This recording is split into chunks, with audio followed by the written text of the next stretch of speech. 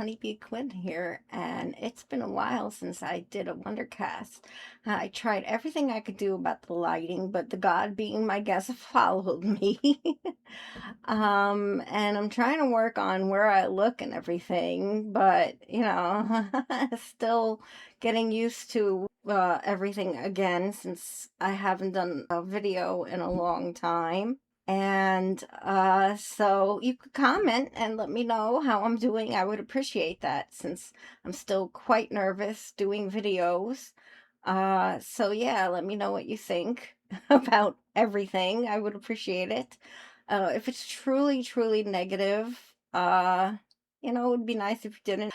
But I normally would start with my topics, not overly personal stuff first, but stuff that's going on in my life. Those who follow me on social media, in particular X, I still hate calling it that. I miss Twitter. Twitter was a lot better. Twitter was friendlier. Things are not friendly. People are just on edge, I think, because of this administration. People are just angrier than normal and taking it out on people instead of on who they should take it out on. Let me get into what's been going on in my life. So first I wanted to get into, I guess, the physical therapy, and I finally got approved for and everything. And thank you for the people who been supporting me. I really appreciate it, and you know who you are. It means a lot to me. I had a lot going on with my right shoulder. I mean, I have been dealing with fibromyalgia and all that fun stuff for a while, but before we moved here, I think, messed it up with the box, and then other stuff happened. And basically, I can't even lay on that side. I can't do much. Well, now it's better, but now that I finally got into physical therapy, I am able to lift my arm up higher and move it to the side more. And basically, it's doing better, but it still really hurts. And I'm waiting now again on approval for more days. So they canceled 2 appointments. Hopefully, they won't cancel more. I also been losing weight on my own terms. I don't want to drive myself crazy, and that's been going pretty well. I haven't been stress eating for the most part until kind of recently. I mean, now I'm back on track, but uh, a lot has happened all at once, and it's personal. It's between me. I talked about it with only my mom and I guess Brian, dealing with it a lot on my own, and it has not been fun, and it's made my depression go way up. I've been trying to keep myself happy and positive, but it's not been easy. Things happen. It's been making the healing process overall not easy. I don't want to get into anything all that much as far as that's been going. Accountability is key, and I've been taking a lot of accountability on my part as best as I can. What can you do? I know that I stopped therapy, and actually I've been happier without therapy. I still see a psychiatrist. I don't enjoy that either, only because to me, besides being on prescriptions, which I do feel I should stay on, there isn't much help. It's pretty much how are you doing on your prescriptions? Great. Okay, here's more prescriptions. Here's your refill stuff. Ryan has been adapting so much more to the family. He definitely feels like, yeah, this is my forever home, is so much more affectionate than ever so far since we adopted him. I love it here in Maryland. I think it's been our best move. I'm not sure I see myself moving again. It would really, really have to be worth it for me. I have to really push myself first for a good social life. It hasn't been easy because of things going on, like I said, I don't want to get into among my own kind of, insecurities that I'm trying to work on. Well, sometimes you become your own worst enemy, and I'm trying to work on that. That's why I'm trying to push myself to do meetup.com. I'm planning to take myself out, as well as hoping to go on dates with people in person, and I'm not waiting long. I mean, I'm sorry if stuff's going on in people's lives or whatever and they want to take it slow. I'm not going snail pace. I want to move forward. And part of moving forward is meeting people who are ready to really, like, meeting people who are ready to also move forward. We could talk a bit, but I'm no longer going to be talking and talking and talking before we meet. You know, uh, that's another reason I really don't want to do long distance unless the person is really amazing, everything I've been looking for, and that is pretty rare. It probably would have to be someone I've known already. That is pretty much no. Um, so at this point, I'm ready to move forward, and I want someone who's ready to move forward with me. I'm no longer willing to wait a very long time for things to move forward. I'm already waiting for things in my life that has been taking a very long time. I know I've also been waiting a really long time for someone to come into my life, and it's frustrating. And I rather be going on dates or meet people where it's a one-time thing than not meet someone at all. And I'm at that point at my life where I'm ready to do that. And a lot of people do that. I know a lot of people are like, oh my God, especially religious people who have no idea how dating work, especially if they've never been on dates. That's how dating works, is you go on a lot of dates, and it's not like you're doing things, and sometimes you are doing things. Okay, that's great if you believe in no sex before marriage. That's you. Don't meddle in other people's lives. Dating, how it really works is you go on a lot of dates with a lot of other people until you find the one. And I'm ready to do that. And I'm not willing to just do that online. I want to do that in person. That's my life. That's what I want to do. And if someone wants to meddle in my life and they don't even know me, which I've had in the past happen, and call me this and call me that, you don't know me. You don't know my life. And that's really kind of too bad. And you can call me whatever you want. You don't know me. And if you wanted to be in my life, you should have been in my life. And it's really that simple. And I don't need someone in my life who's gonna try to control my life. It's my life. And if you really wanted to be more than just friends, we would have been more than just friends already. It again, I can't help you there. I can't help you if you can't help yourself. And that's how it is for now on. For now on, I made a choice a long time ago that if someone wanted to be a part of my life, they can't make my life worse. And I've been letting too many people in my life who were making my life a lot worse.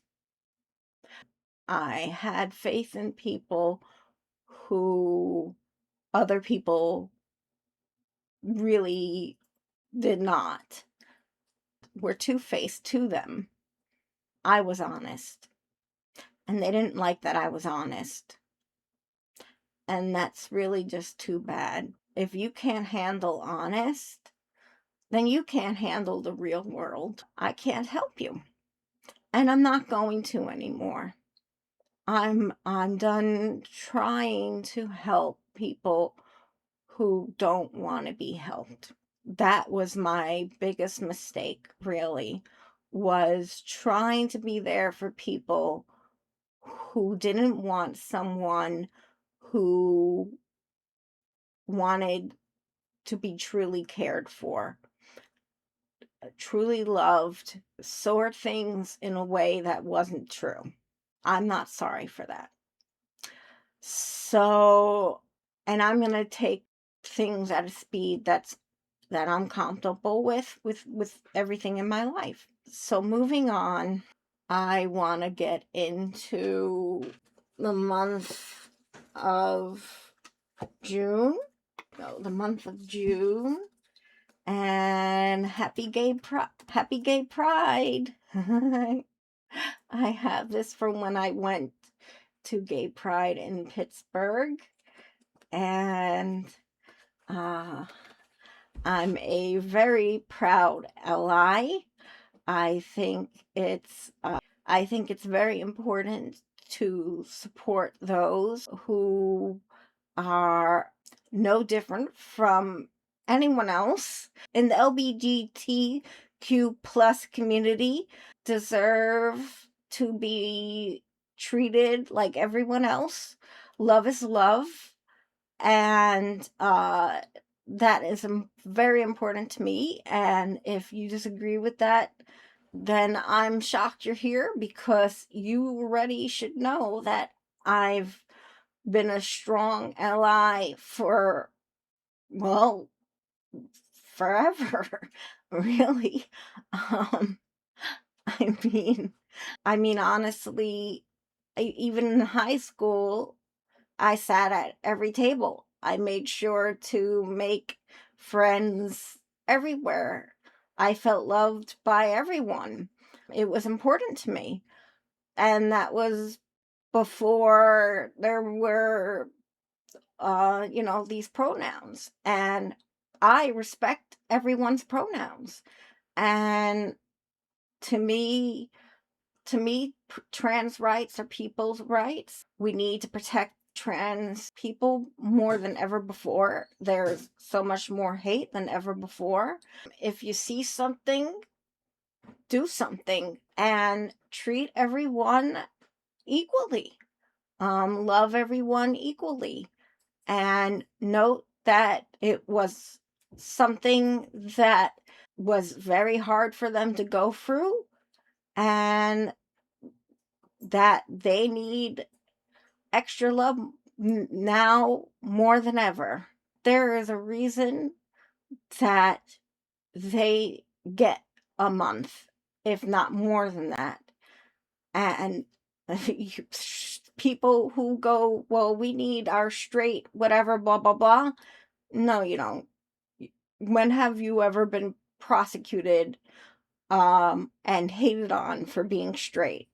Exactly. So stop being a bigot, but you won't. The next thing I wanted to talk about was how violence went way up in the last few, well, not even months, in what, 1-2 years now, school shootings and everything. And I think, if I remember correctly, and please correct me if I'm wrong, that one of the school shooters was noted to be playing very violent video games and watching violent movies. I know there's been arguments made before trying to connect violent video games and movies and such to violence, and people are like, well, it's not connected. Here's what I want to say about that. I don't think it's truly connected, but what bothers me is people who only play violent video games that are extremely violent, extremely gory, and only watch violent movies. People who maybe even fantasize about these things, talk about it all the time, have groups that are like, I'm in horror groups, right? I love horror. I love horror video games. I love horror movies, everything. But I also like cute things and talk about flowers, and I talk about Pokemon and other things. And there are some people who only talk about violence and only talk about these horror video games and horror movies and stuff. And it makes me a little worried because a lot of the, like, in particular, Gen Z, the parents who raised them were more interested, in my opinion, and they're my age, in being buddy buddy than being parents. And it concerns me. Is one of the reasons that violence went way up in schools, bullying online in particular, and in person, did it go more up because parents who aren't really parenting, who aren't suggesting in a calm, and maybe who want to be these friends and stuff, saying, hey, I see you're into this and that, but maybe take a break or something, and let's watch together this or whatever, and being more, without being too invasive, because we all know that younger kids and teenagers hate when you're too in your face.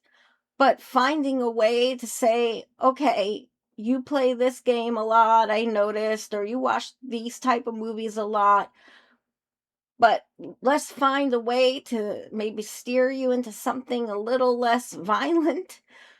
Because think about it. If they're thinking about violence all the time, playing these games and watching these movies and fantasizing or having these journals, which they find these journals that are so violent after they shoot up a school. There's a reason they're thinking of these violent things and coming up with these violent acts. I doubt these parents are at home and, gutting up people so they get their ideas. They're getting these fantasies from something. They're watching these horror movies and horror TV shows and playing these horror games. They're getting their ideas from something. So if they're getting their ideas from something, maybe it's time for parents to be more involved in their kids' lives, even if their kids don't like it.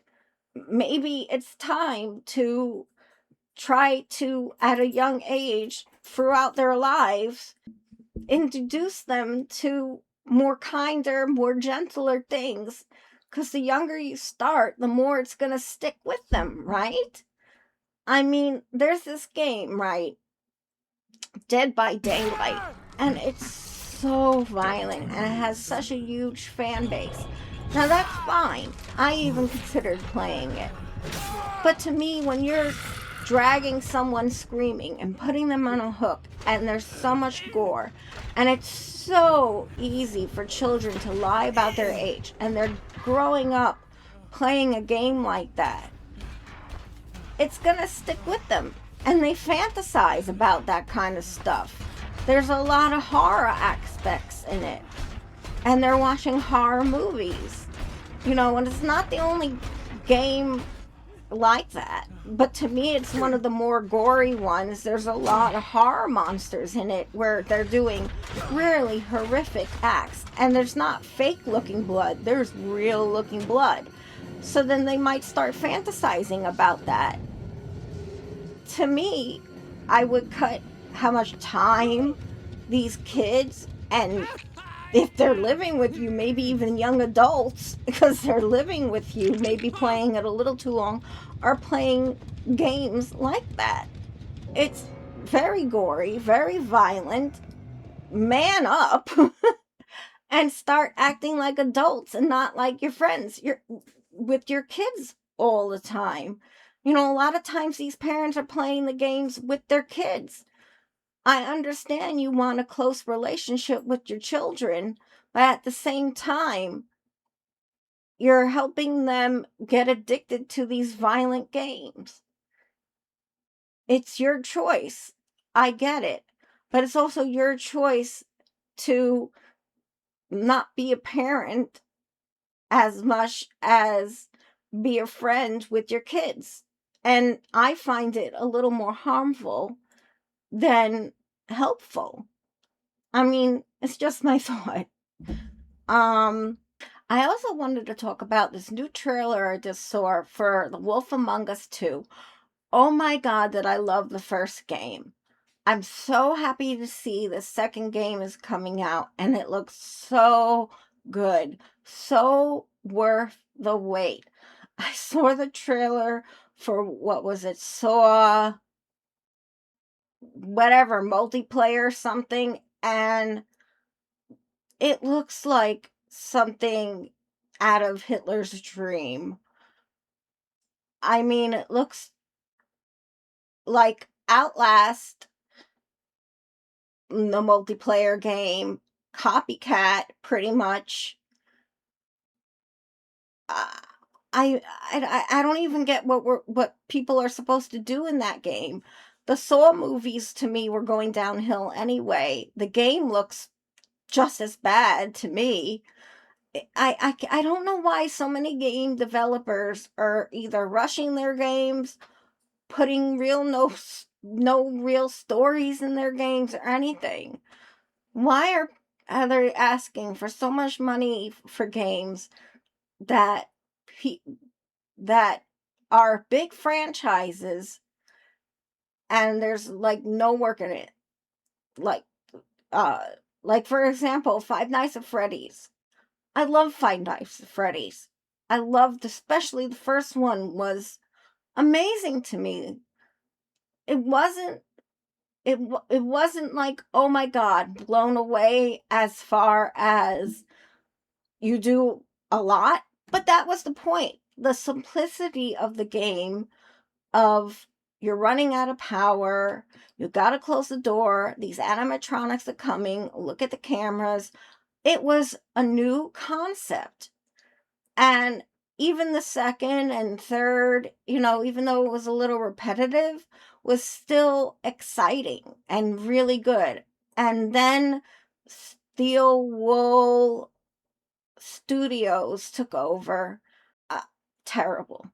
They ruined the franchise of Five Nights at Freddy's. And you can comment below and tell me you disagree, agree, whatever. But I thought they ruined it. And I know like Scott still like was voicing his opinion or whatever. I mean, voicing his opinion, was still looking over it.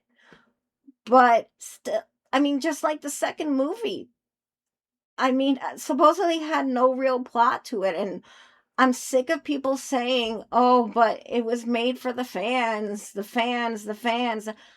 I'm a fan. I didn't see it. And I don't know if I want to see it. Trash is trash. It doesn't matter. I mean, if there's no real plot to it, why would I waste my money on it? I don't care if it was $3. I mean, that's trash. I don't want to sit in a movie theater, sit through what, an hour and 45 minutes or 2 hours of garbage. That's a waste of my time. you know, I mean, even if I had a car, that's a waste of my time. So, to me, if you're going to make something, make it good. Don't just have an excuse and say it's made for the fans. Don't just say, well, we were making something like a game or whatever, and it got rushed because of this or whatever, and this is what we put out. Be happy we put out anything. No, no one should be happy that someone put out anything. Put out something good that you're actually proud of, because if you're not proud of the product you put out, don't put it out. I rather wait years for something really good then a year or two for trash. Do not put out trash. I mean, I don't know if I don't remember if my WonderCast have been all that long or not. I'm glad I said what I had to say at the beginning. But uh I've been, as you should know, working on myself and everything. And, there have been times where, again, there's to me a difference between feeling lonely and alone. And there's been a lot of moments I felt quite alone. And love would be nice, but it's not necessary. And I believe in soulmates. And the very worst that happens, we don't connect. I'm not desperate. And there are times I do cry, and people are allowed to cry. And if you have those moments too, never let anyone tell you you're not allowed to cry. Even if you're a guy, you're allowed to cry. Well, that's all I really had to say. If you stuck it out through all that, mostly me venting, ranting, whatever. Wow, it's 90 degrees.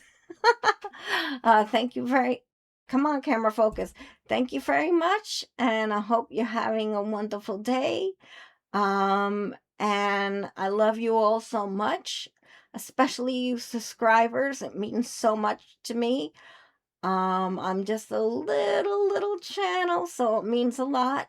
Honeybee out, and have a wonderful June. I might make another one, who knows? Until next time, bye bye.